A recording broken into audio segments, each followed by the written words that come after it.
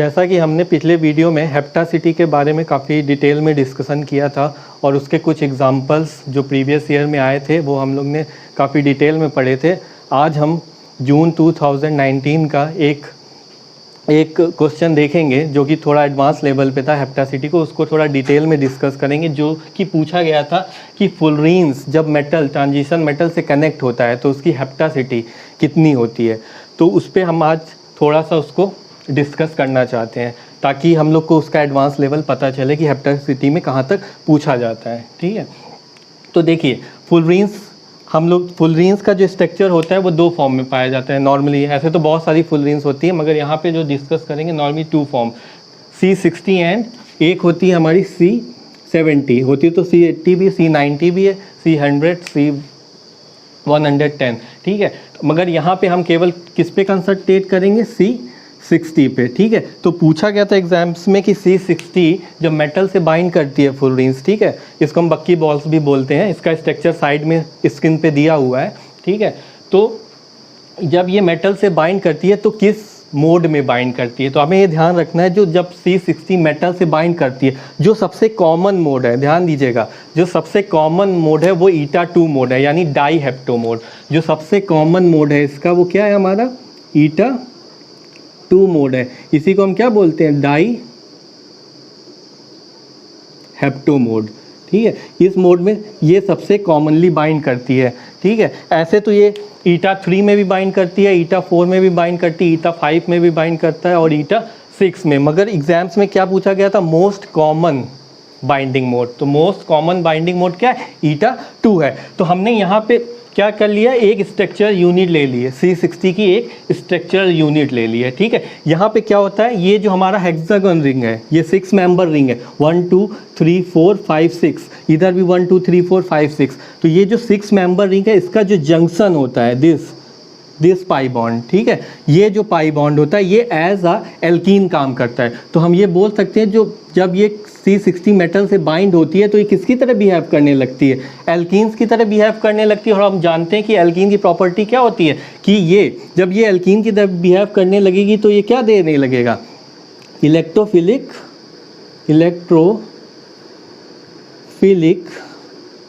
Addition.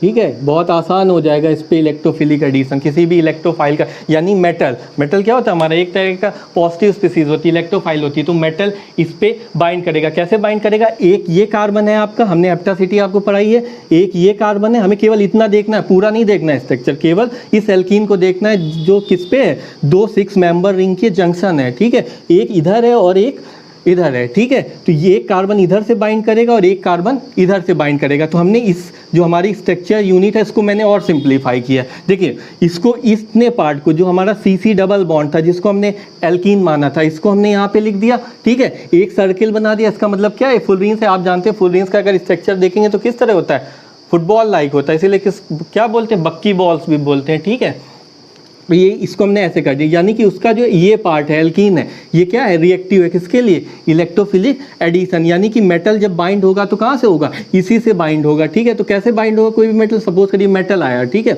तो वो metal को अगर इससे बाइंड करना है तो कैसे बाइंड करेगा, ये आपका मेटल है, ठीक है, ये अपनी पाई इलेक्ट्रॉन डेंसिटी इस मेटल को देगा। ठीक है, तो हमने बताया था जब ऐसे बाइंड करे तो इसको क्या मानते कि ये इधर से भी बाइंड है, ठीक है, यानी कि ये इधर से भी आपका बाइंड है और इस कार्बन से भी लगा हुआ है मेटल।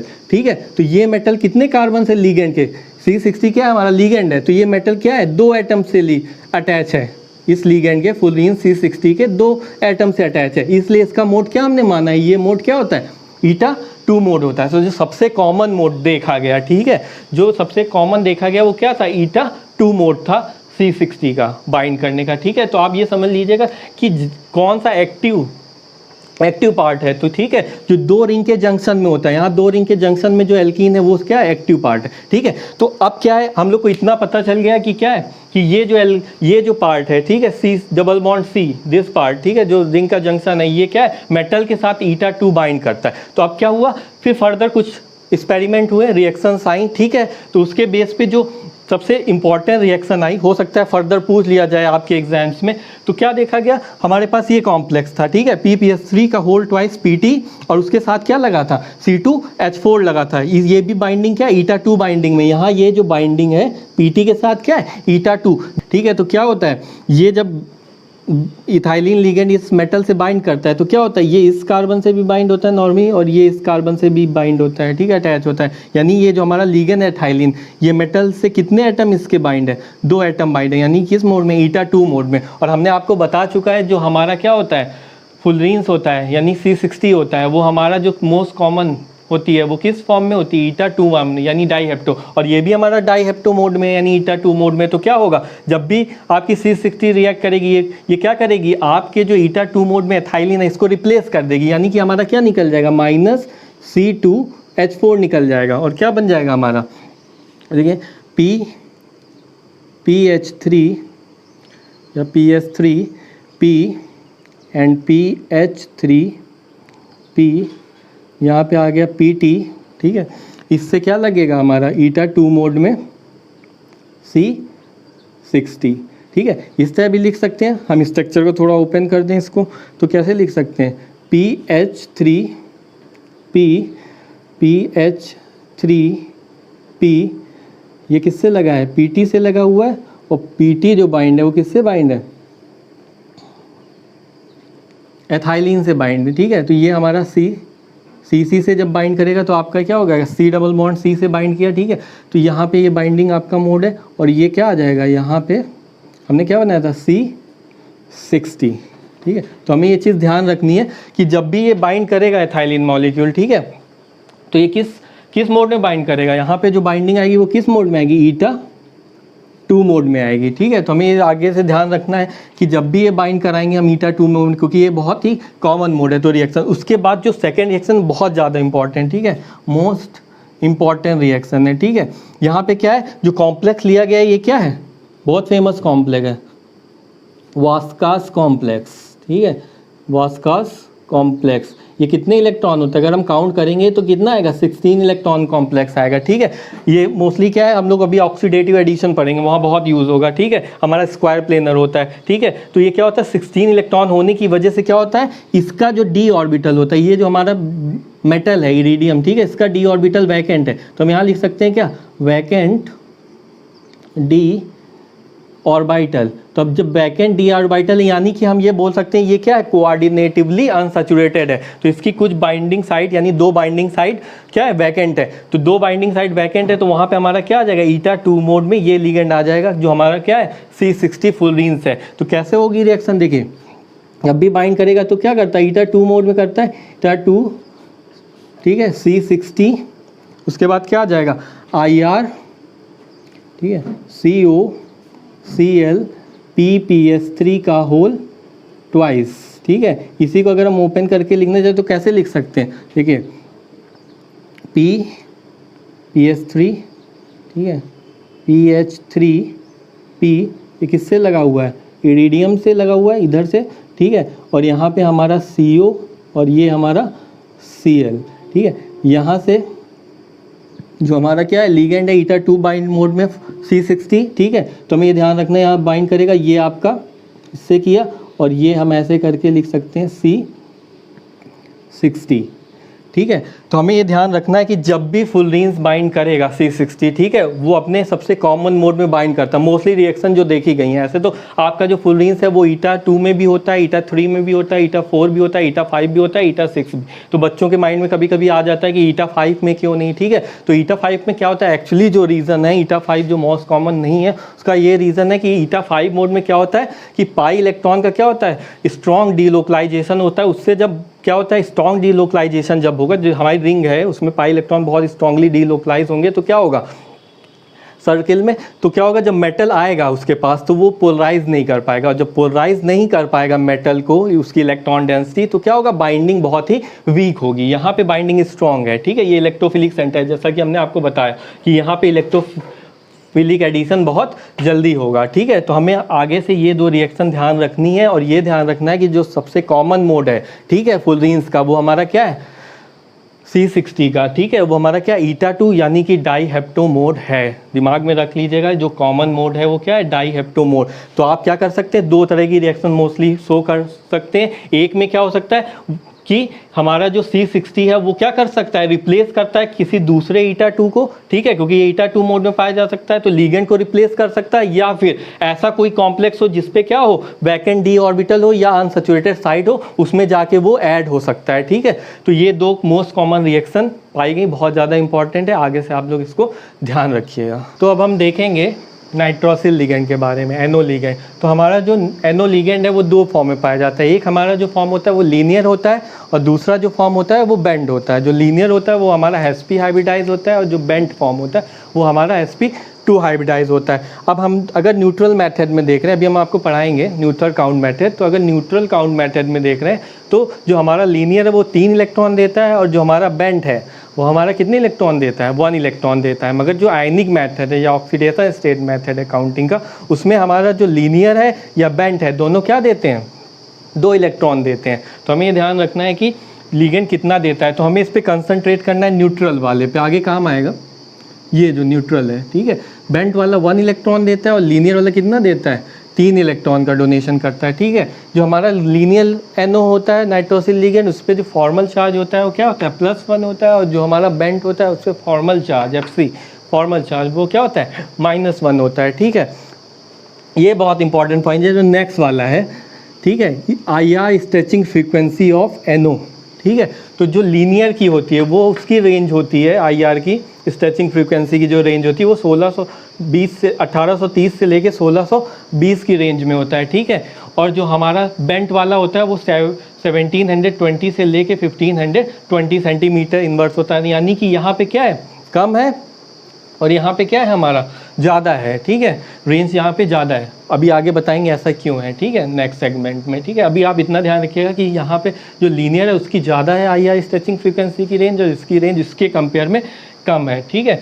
बॉन्ड एंगल देख लीजिए, अब ये लीनियर है, ठीक है, तो अप्रॉक्सीमेट 180 डिग्री होगा बॉन्ड एंगल, ठीक है, MNO यानी कि जो आपका मेटल से जब बाइंड करेगा नाइट्रोसिल लिगेंड, तो ये जो बॉन्ड एंगल होगा, ठीक है, ये वाला बॉन्ड एंगल आपका, ठीक है, ये बॉन्ड एंगल 170 से लेके 180 के बीच में अप्रॉक्सीमेट आया है, ठीक है। जब ये बेंड कर जाता है तो ये जो बॉन्ड एंगल होगा आपका, ठीक है, MNO बॉन्ड एंगल, ठीक है, ये कितना होगा, 120 से लेके 140 होगा, ठीक है। अब हम देख लेते हैं कि कैसे ये लीनियर बाइंड करता है मेटल के साथ, और ये बेंट बाइंड करता है, बॉन्डिंग एक्चुअली होती कैसे है, ठीक है। तो थोड़ा सा यहाँ पे ध्यान दीजिएगा कि बाइंडिंग कैसे होती है। तो अभी हम नाइट्रोसिल लिगेंड लेते हैं, अगर नाइट्रोसिल लिगेंड को हम ओपन करके लिखें तो कैसे लिखेंगे, NO, ठीक है। यहाँ पे इसके पास एक सिंगल इलेक्ट्रॉन होगा और एक क्या होगा, पेयर पे होगा। ऑक्सीजन के पास तो होते ही हैं 6 इलेक्ट्रॉन, तो हम पूरे कर लेंगे, ठीक है। ये हमारा एक क्या है, नाइट्रोसिल लिगेंड है, ठीक है। तो अब हम जो बाइंडिंग करेंगे वो हम किस मेथड के अकॉर्डिंग करेंगे, हमने बताया था आपको क्या है, न्यूट्रल मेथड, ठीक है।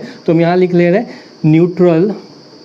न्यूट्रल काउंट मेथड, ठीक है, मेथड इसके आयनिक से नहीं चलना है हमको, ठीक है, सबसे बेस्ट मेथड होता है, ठीक है। तो इसमें क्या होता है, सपोज करिए हमने मेटल लिया है, कोई भी मेटल ले ले, ठीक है, M, ठीक है, ये इसका वैकेंट ऑर्बिटल है, यहाँ पे 1 इलेक्ट्रॉन है इसके पास, ठीक है। ये हमारा नाइट्रोसिल लिगेंड है N, ठीक है, इसके पास इलेक्ट्रॉन, ठीक है, 1 इलेक्ट्रॉन यहाँ पे, ठीक है, यहाँ पे आपका 1 इलेक्ट्रॉन है, एक इस ऑर्बिटल में, एक इस ऑर्बिटल में, यहाँ भी आप ऑर्बिटल बना सकते हैं, ठीक है, इस ऑर्बिटल में, एक इस ऑर्बिटल में। तो क्या होगा, यहाँ से आपका डबल बॉन्ड O पे क्या है, यहाँ पे, तो ये क्या करेगा, एक तो बाइंडिंग आपकी इससे हो जाएगी, ठीक है, कोवेलेंट बाइंडिंग हो जाएगी, ठीक है। ये इसका वैकेंट ऑर्बिटल है मेटल के पास, तो ये क्या करता है, अपने जो लोन पेयर होता है, बहुत इंपॉर्टेंट ध्यान दीजिए, ये जो अपने लोन पेयर होते हैं, ये वाले लोन पेयर, ये क्या करता है, इस वैकेंट ऑर्बिटल को देगा। तो क्या होगा, देखिए, एक तो कंट्रीब्यूशन इधर से हो रहा है, 1 इलेक्ट्रॉन का कंट्रीब्यूशन इधर से हो रहा है, और 2 इलेक्ट्रॉन किधर से मेटल को दे रहा है, इस लोन पेयर से दे रहा है, यानी कि टोटल इलेक्ट्रॉन कितना कंट्रीब्यूट कर रहा है, 1, 2 एंड 3। तो जब लीनियर बाइंड कर रहा है, ठीक है, तो यहाँ पे जो इलेक्ट्रॉन का कंट्रीब्यूशन है, अगर हम लिखें इलेक्ट्रॉन कंट्रीब्यूशन, ठीक है, तो कितने इलेक्ट्रॉन कंट्रीब्यूशन है, 3 इलेक्ट्रॉन कंट्रीब्यूशन है, साफ साफ दिख रहा है। एक आपका यहाँ से बाइंड कर रहा है, तो 1 इलेक्ट्रॉन का कंट्रीब्यूशन यहाँ से हो गया, ठीक है। एन के, ठीक है, और एन पे जो लोन पेयर थे 2 इलेक्ट्रॉन इस वैकेंट को दे रहा है, तो 1 and 2 3 इलेक्ट्रॉन का कॉन्ट्रीब्यूशन हो रहा है। और जो आपका एन है वो किससे अटैच होगा, मेटल से अटैच होगा। देखिए कैसे बनेगा स्ट्रक्चर इसका, एम, ठीक है, एम, ठीक है। अब ये देखिए बॉन्ड बनेगा इसके बीच में, एक तो पहले एक यहाँ पे बॉन्ड बनेगा, एक यहाँ, यानी कि कौन कितने बॉन्ड हो जाएंगे, डबल बॉन्ड हो जाएंगे, ठीक है। कोऑर्डिनेट भी दिखा सकते हैं, नॉर्मल भी दिखा सकते हैं, ठीक है। एक यहाँ पे एन, फिर यहाँ पे डबल बॉन्ड हो तो था ही, ठीक है। ऑक्सीजन पे क्या था यहाँ, अब क्या है, एन ने अपने लोन पेयर दिए हैं तो एन पे क्या आ जाएगा, पॉजिटिव चार्ज आ जाएगा, ठीक है। अब इसका हाइब्रिडाइजेशन अगर हम निकालें, इसका हाइब्रिडाइजेशन तो एक सिग्मा इधर है और एक सिग्मा इधर है, यानी कि जो ये आपका नाइट्रोजन है नाइट्रोसिल का, इसका जो हाइब्रिडाइजेशन है कि क्या हो जाएगा, एस और पी, एक सिग्मा बॉन्ड इधर है और एक सिग्मा बॉन्ड इधर है, ठीक है। तो 2 सिग्मा बॉन्ड है, यानी कि पाई तो काउंट होता नहीं, ये हो गया आपका sp3। और क्या होता है, लीनियर होता है। ध्यान देने वाली बात है। और दूसरी तरीके से बहुत बुकों में ऐसे भी दिया, देखिए शॉर्ट में m single bond n triple bond o, ठीक है, ऐसे भी लिख सकते हैं ट्रिपल बॉन्ड o, ठीक है। दूसरे अब देखिए यहाँ पे आपको हेप्टासिटी अगर बतानी है तो बहुत ध्यान देखिए, क्योंकि हम लोग हेप्टासिटी भी यहाँ पे डिफाइन कर रहे हैं इलेक्ट्रॉन डोनेशन के साथ साथ हेप्टासिटी। तो हमने क्या बताया था, आपका लिगेंड यहाँ पे क्या है, NO है, नाइट्रोसिल लिगेंड है, उसका कितने एटम मेटल से डायरेक्टली कनेक्ट है, केवल नाइट्रोजन कनेक्ट है, ठीक है। ध्यान दीजिएगा, ऑक्सीजन नहीं कनेक्ट है, केवल नाइट्रोजन कनेक्ट है। चाहे एक बॉन्ड से कनेक्ट हो चाहे 2 बॉन्ड से कनेक्ट हो, कनेक्ट किससे, एक ही से, यानी कि इसकी जो हेप्टासिटी होगी कितनी होगी, η1।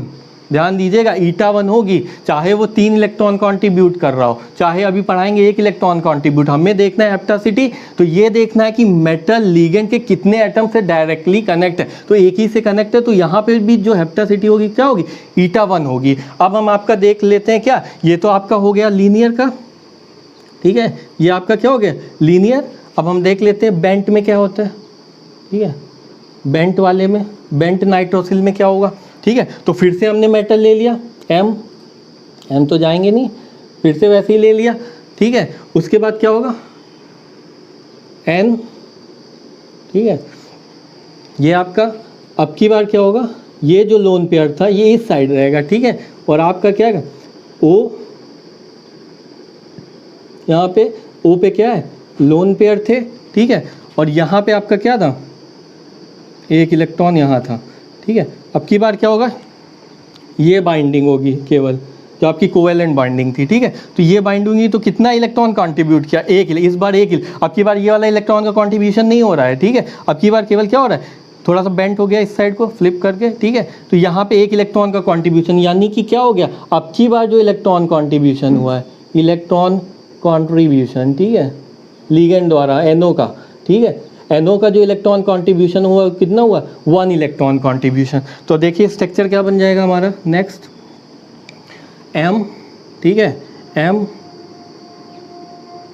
ये हमारा मेटल, ठीक है, मेटल से क्या लग जाएगा यहाँ पे N से यहाँ पे क्या है, लोन पेयर है। अब देखिए lone pair bond pair repulsion होगा, तो ये थोड़ा सा बॉन्ड क्या हो जाएगा, बेंट हो जाएगा दोनों। यहाँ पे आपका डबल बॉन्ड O, ठीक है, और O पे क्या आ जाएगा, लोन पेयर आ जाएगा यहाँ पे, ठीक है। तो अब की बार देखिए हाइब्रिडाइजेशन अगर हम इसका निकालना चाहेंगे, इस नाइट्रोजन का हाइब्रिडाइजेशन, तो अब की बार क्या है, एक सिग्मा बॉन्ड इधर है, एक सिग्मा बॉन्ड इधर है, तो 2 सिग्मा और एक लोन पेयर, यानी कि 3, यानी कि कितना हो गया, sp2। अब की बार, मगर अब की बार हेप्टासिटी देखिए, बेंट में हेप्टासिटी अब की बार देखेंगे तो हेप्टासिटी हमने बताया क्या देखेंगे कि नाइट्रोजन मेटल से डायरेक्टली कनेक्ट है, यानी कि नाइट्रोसिल लिगेंड का नाइट्रोजन ही मेटल से यहाँ भी कनेक्ट है, यहाँ भी कनेक्ट, यानी कि जो बाइंडिंग है दोनों में, ठीक है, जो बाइंडिंग मोड है आपका, ठीक है, वो η1 यहाँ भी था और η1 यहाँ भी है। तो ध्यान रखिएगा, नाइट्रोसिल चाहे लीनियर हो और चाहे वो बेंट फॉर्म में हो, हमेशा हेप्टासिटी जब भी होगी वो क्या होगी, η1 ही होगी, क्योंकि नाइट्रोसिल का नाइट्रोजन ही मेटल से कनेक्ट है, ठीक है। मगर इलेक्ट्रॉन डोनेशन अलग अलग हो गया है, अगर लीनियर था तो 3 इलेक्ट्रॉन दे रहा था, और जब आपका बेंट हुआ तो कितना दे रहा था, 1 इलेक्ट्रॉन, ठीक है। अगर इस स्ट्रक्चर को एक तरह से बनाना चाहे तो हम ऐसे भी बना सकते, देखिए N, थोड़ा समझने के लिए, यहाँ पे लोन पेयर था, ठीक है, यहाँ पे M, यहाँ पे डबल बॉन्ड O, ठीक है, O पे यहाँ पे लोन पेयर, ठीक है। तो ये जो बेंट हुआ है, बेंट किसकी वजह से हुआ, आपने पढ़ा valence shell electron pair repulsion theory, तो यहाँ पे क्या होगा, ये लोन पेयर बॉन्ड पेयर, ठीक है, तो ये क्या करेंगे आपस में रिपल्सन होगा, तो यहाँ पे कौन सा रिपल्सन होगा, लोन पेयर, ये आपका क्या है, दिस इज एलपी यानी लोन पेयर है, और ये क्या है बॉन्ड पेयर, ठीक है, ये आपके बॉन्ड पेयर, तो यहाँ पे लोन पेयर यानी एलपी और बॉन्ड पेयर, ठीक है, बॉन्ड पेयर का क्या होता है, रिपल्सन होता है, तो बॉन्ड पेयर रोल पेयर की रिपल्सन की वजह से इसका बॉन्ड एंगल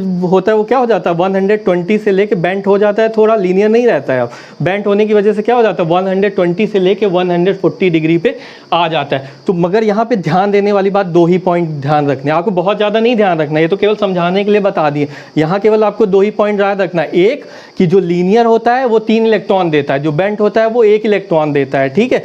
अगर डोनेशन की बात की जाएगी न्यूट्रल मेथड में तो लीनियर 3 देगा और बेंट 1 देगा, मगर अगर हेप्टासिटी उसने पूछ ली क्वेश्चन में तब आप लीनियर में 3 नहीं लगा देंगे। हमने देखा बहुत बच्चे क्वेश्चन पूछते हैं, वो कहते हैं सर यहाँ तो 3 होनी चाहिए क्योंकि 3 इलेक्ट्रॉन डोनेशन है, लीनियर समझ के अगर हम करते हैं, नहीं, चाहे वो लीनियर हो चाहे बेंट हो, दोनों केस में क्या होगा, ईटा 1 होगा, ध्यान रखिएगा, ठीक है। इस पे बेस्ड एक क्वेश्चन भी आया था, ठीक है, उसको हम डिस्कस कर लेते हैं अभी, ठीक है। अब हम देख लेते हैं कि जब हम लीनियर से बेंट की तरफ जाते हैं, ठीक है, सपोज करिए हमारा ये MnO है, यहाँ पे नाइट्रोजन फॉर्मल पॉजिटिव चार्ज है, ये हमारा लीनियर है, इसका हाइब्रिडाइजेशन क्या है, sp हाइब्रिडाइजेशन है, और जो हमारा बेंट का फॉर्मल चार्ज क्या था -1, ये हमारा sp2 है। तो यहाँ पे जो परसेंटेज एस करेक्टर है वो कितना है हमारा 50% है, ठीक है। यहाँ पे जो परसेंटेज एस करेक्टर है वो कितना है 33.3% है, यानी कि जैसे हम लीनियर से बेंट की तरफ मूव कर रहे हैं परसेंटेज एस करेक्टर क्या हो रहा है, डिक्रीज हो रहा है। तो जैसे जैसे हम जानते हैं परसेंटेज एस करेक्टर डिक्रीज होता है तो क्या होगा, जो NO की बॉन्ड लेंथ है, नाइट्रोजन का परसेंटेज एस करेक्टर डिक्रीज हो रहा है, तो ये जो क्या करेगा, पुल कम कर पाएगा, क्योंकि परसेंटेज एस करेक्टर क्या होता है, डायरेक्टली प्रोपोर्शनल होता है इलेक्ट्रोनिगेटिविटी के। अगर हमारा परसेंटेज एस करेक्टर कम है तो इस नाइट्रोजन की इलेक्ट्रोनिगेटिविटी कम होगी, अगर इलेक्ट्रोनिगेटिविटी कम है तो वो जो शेयरिंग इलेक्ट्रॉन्स है वो अपनी तरफ कम पुल कर पाएगा, यानी उसकी बॉन्ड लेंथ क्या हो जाएगी, शॉर्ट नहीं रहेगी, फिर क्या हो जाएगी, थोड़ी सी बढ़ जाएगी। तो जैसे हम किसकी तरफ, sp से sp2 यानी कि लीनियर से बेंट की तरफ मूव करेंगे, परसेंटेज एस करेक्टर डिक्रीज करेगा और बॉन्ड लेंथ इंक्रीज करेगी। अब बॉन्ड लेंथ इंक्रीज करेगी तो हम जानते हैं कि बॉन्ड लेंथ जो होती है हमारी वो क्या होती है, inversely proportional to bond order होती है। तो बॉन्ड लेंथ इंक्रीज कर रही है तो बॉन्ड ऑर्डर डिक्रीज करेगा। और हम ये जानते हैं, हम लोग ने क्या पढ़ा है, हुक्स लॉ, आपने IR में पढ़ा होगा हुक्स लॉ। तो अकॉर्डिंग टू हुक्स लॉ, बहुत इंपॉर्टेंट पॉइंट है, अकॉर्डिंग टू हुक्स लॉ क्या होता है, जो हमारी स्ट्रेचिंग फ्रीक्वेंसी होती है वो डायरेक्टली प्रोपोर्शनल होती है किसके, फोर्स के, क्या है हमारा फोर्स कांस्टेंट, यानी कि अगर फोर्स कांस्टेंट हमारा ज़्यादा है तो हमारी फ्रीक्वेंसी क्या होगी, ज़्यादा होगी। यानी कि हमारा अगर के ज़्यादा है फोर्स कांस्टेंट, तो फोर्स कांस्टेंट ज़्यादा कब होगा, जब बॉन्ड स्ट्रॉन्ग होगा। जितना ज़्यादा बॉन्ड स्ट्रॉन्ग होगा यानी जिसका बॉन्ड ऑर्डर जितना ज़्यादा होगा वो उतना स्ट्रॉन्ग होगा। अगर बॉन्ड ऑर्डर 1 है तो सिंगल बॉन्ड है, बॉन्ड ऑर्डर 2 है तो डबल बॉन्ड है, बॉन्ड ऑर्डर 3 है तो ट्रिपल बॉन्ड है। तो बॉन्ड ऑर्डर बढ़ता जाएगा, बॉन्ड स्ट्रेंथ भी हमारी क्या होगी, बॉन्ड ऑर्डर बढ़ने के साथ बढ़ती जाएगी, और बॉन्ड स्ट्रेंथ बढ़ेगी यानी बॉन्ड ऑर्डर बढ़ेगा तो फोर्स कांस्टेंट बढ़ेगा, अगर फोर्स कांस्टेंट बढ़ेगा तो फ्रीक्वेंसी बढ़ेगी। अब क्या हो रहा है, जैसे जैसे हम लीनियर से बेंट की तरफ जा रहे तो बॉन्ड ऑर्डर डिक्रीज हो रहा है, तो बॉन्ड ऑर्डर डिक्रीज होगा तो क्या होगा, हमारा के भी डिक्रीज होगा क्योंकि बॉन्ड वीक होता जाएगा, तो के डिक्रीज होगा तो हमारा क्या होगा, फ्रीक्वेंसी भी डिक्रीज होगी। इसीलिए लीनियर से बेंट की तरफ जैसे मूव करते हैं बॉन्ड ऑर्डर हमारा डिक्रीज होता है, तो जैसे ही बॉन्ड ऑर्डर डिक्रीज होगा बॉन्ड वीक होगा, और बॉन्ड वीक है तो उसकी स्ट्रेचिंग फ्रीक्वेंसी कम हो जाएगी। इसीलिए जब हमने पहले रेंज लिखी थी तो जो बेंट की रेंज थी वो क्या थी, कम थी, और जो हमारी लीनियर की रेंज थी वो ज़्यादा थी। तो ये था हमारे नाइट्रोसिल लिगेंड के बारे में, ठीक है। तो आप ध्यान रखिएगा हर पॉइंट को। अब हम एक बहुत ही फेमस क्वेश्चन है जो बहुत बार डिस्कस होता रहता है, ये कॉम्प्लेक्स आपका दिया हुआ है एक मॉलिब्लेडनम का, ठीक है। यहाँ पे एलाइल लिगेंड है, एक ईटा 1 फॉर्म में है और ईटा 3 फॉर्म में। तो यहाँ पे क्वेश्चन उठता है, ये जो NO है, ठीक है, अगर हम इसको लीनियर कंसीडर करते हैं, लीनियर, ठीक है, लीनियर कंसीडर करते हैं और इसका 18 इलेक्ट्रॉन काउंट करते हैं तो क्या होगा, ये जो MO होगा वो कितना देता है 6, अभी हम आपको पढ़ाएंगे, इसके बाद का टॉपिक यही है 18 इलेक्ट्रॉन, ठीक है। उसके बाद ईटा एलाइल 1, हमने कहा था जितना ईटा 1 होगा उतना ही इलेक्ट्रॉन देगा, तो 3 है तो कितना हो जाएगा 3, ठीक है। उसके बाद ईटा 3 में 2 है तो 3 इंटू 2, और प्लस अगर हमने लीनियर कंसीडर किया तो लीनियर कितने इलेक्ट्रॉन डोनेट करता है, 3 इलेक्ट्रॉन डोनेट करता है, तो यहाँ पे हमने 3, तो टोटल इलेक्ट्रॉन काउंट करेंगे कितना हो जाएगा 9 और 6 15 और 3 18 इलेक्ट्रॉन। तो यहाँ पे क्या है, इलेक्ट्रॉन कॉन्ट्रीब्यूशन तो NO का कितना है 3 है, मगर जब ये बाइंड करेगा, ठीक है, तो बाइंड तो हमेशा हमने क्या बताया था, चाहे वो लीनियर हो चाहे बेंट हो, वो हमेशा किस मोड में बाइंड करता है, ईटा 1 मोड में बाइंड करता है। तो आपकी हेप्टासिटी जो होगी, यहाँ क्वेश्चन पूछा गया था कि जो NO है इस कॉम्प्लेक्स में उसकी हेप्टासिटी कितनी है, ठीक है, यहाँ पे दिया हुआ है, ठीक है। तो आप हमेशा ध्यान रखेंगे कि NO चाहे लीनियर हो, डायरेक्ट क्वेश्चन था, NO चाहे लीनियर हो, आपको ये सब सॉल्व भी नहीं करना था, 18 निकालना भी नहीं था, NO देखना था, NO चाहे लीनियर हो चाहे बाइंड हो, हमेशा नाइट्रोजनी से MO लगा होगा तो वो हमेशा कितने शो करेगा, ईटा 1 शो करेगा, ठीक है। तो अगर हम इसका स्ट्रक्चर बनाना चाहें तो आप स्ट्रक्चर भी बना सकते हैं, कैसे, MO, ठीक है, रफली स्ट्रक्चर, ईटा 1 एलाइल हमने बताया 3 लगे हुए हैं, ठीक है। तो ईटा 1 फॉर्म में कैसे हमने लगाया था, उस दिन हमने आपको बताया था, ये आपका एलाइल लिगेंड होता है 1, ठीक है, 2, ठीक है, एंड 3, ये हो गया ईटा 1 मोड एलाइल का, ठीक है। और क्या है, 2 ईटा 3 मोड में, तो ईटा 3 भी हमने सिखाया था आपको, ये आपका ईटा 3 मोड है, ठीक है। तो 2 तो ईटा 3 मोड में हो गए, ठीक है, और एक NO आपका लगा हुआ है।